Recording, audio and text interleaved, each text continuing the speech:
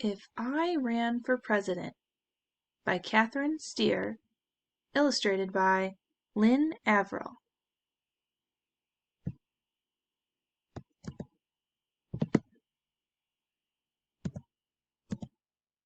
It would be great to run for President of the United States.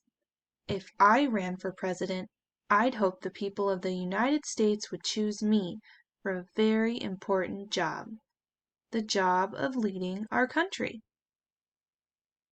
And I'd hope to follow in the footsteps of past presidents, such as George Washington, our first president, Thomas Jefferson, Theodore Roosevelt, and Abraham Lincoln. I'd have to think carefully about my decision to run for president. I would want to know how my family felt about it too. Then I'd ask myself, am I the best person for the job? Am I ready to work very, very, very hard for my country? Do lots of people believe in me? And will they help me run for office?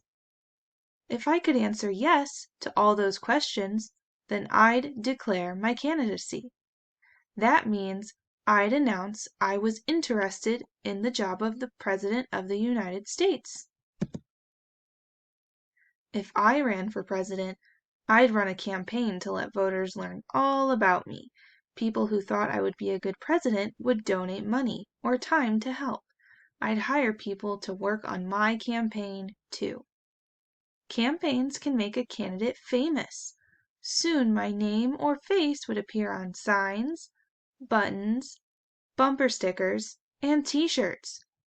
I'd even star in television commercials. If I ran for president, I'd work with my political party. That's a group of people who share the same beliefs about how the country should be governed. They support candidates who uphold those ideas. The two major parties are the Democratic Party, their symbol is a donkey, and the Republican Party. Their symbol is an elephant. There are other parties too, called third parties. But people besides me would want to be president. The Republican and Democratic parties must choose who they'll support in the election. In some states like Iowa, the parties each hold meetings called caucuses, where members pick their favorite candidate. In most states, party members hold an election called a primary. Caucuses and primaries show which candidates are popular with voters and who might have the best chance of being elected president. The first primary is held in New Hampshire in the winter before the presidential election. I'd be sure to visit there, but I'd have to bundle up. In the summer before the election, the political parties announce their candidate for president. The major parties make this announcement at meetings called conventions. Each state sends delegates to the convention. Delegates vote for the candidate who was most popular in their state. A convention looks like a big celebration, full of cheering and chanting, balloons and confetti. Millions of Americans watch the excitement on TV. By the time of the convention, everyone usually knows which candidate will be chosen, but the delegates still hold a vote. If my party chose me to run for president, I'd make a speech to get everyone excited about helping me win. I'd tell the American people about my platform. Platform means my plans and ideas for our country. My running mate would make a speech too. That's the person who'd be my vice president if I became president. If I ran for president, I'd be invited to debate with other presidential candidates. A person called a moderator would ask us questions. People across the country would listen carefully to our answers. Reporters would ask me questions too, about my life, my family, even my kitten, Sassy. They'd print old photographs of me in newspapers and magazines, like the snapshot of me in my superhero costume, or my baby picture when I still wore diapers. If I ran for president, I would travel the country to meet lots of people. I'd have my own campaign bus or airplane to take me from place to place. Inside there'd be comfy seats, perfect for checking out the news, writing speeches, and thinking about how to solve the nation's problems. I'd take naps too. I'd need the extra rest. I'd work hard and be very busy. All in 1 week, I might share cereal with kindergartners in California, crunch corn with farmers in Kansas, and have dinner in Delaware where I'd order the blue plate special with apple pie and a large strawberry milkshake. And after all that food, I might not feel too well. Still, I'd have to smile and talk with the people I met.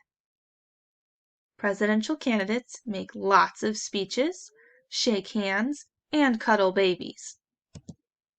Finally, in November, Election Day would arrive. If I ran for president, I'd be nervous and excited. On Election Day, millions of voters from across the country go to their polling places to cast their ballots. That's just another way to say that they vote. In our country, people vote in private. No one but you knows how you voted. But I know I'd choose my favorite candidate, me. Once the voting is finished, officials count up the ballots. Then comes the announcement on television, radio, in the newspapers, and on the internet. People everywhere find out who will be the next president of the United States. I'd stay up late and keep my fingers crossed. If I ran for president and lost, the people who worked so hard on my campaign would be disappointed. I'd be disappointed too. Still, I'd be proud that I had taken part in a free and fair election. I'd make a telephone call to offer my best wishes and my support to the winner, our next president. But if I won, wow! On January 20th, I'd say the words of the oath of office and be sworn in as president. On that day, my inauguration day, there'd be a parade and a fancy ball. Then I'd move into the White House in Washington, D.C. to begin my 4-year term as the President of the United States of America. And what would I do when I became president?